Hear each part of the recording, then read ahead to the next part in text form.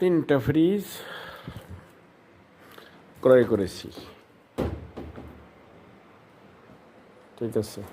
তিনটারই কিছু না কিছু সমস্যা আছে। এটা দ্বিতীয়টা, এটা এক দরজার ফ্রিজ, পুরাটাই নর্মাল একটা ফ্রিজ। আর এই একটা,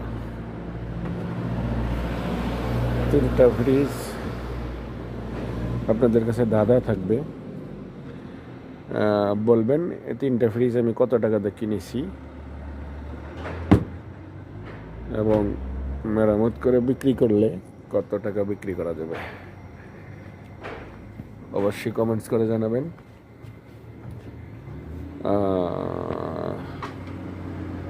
কমেন্টসে রিপ্লাই করবো, হ্যাঁ।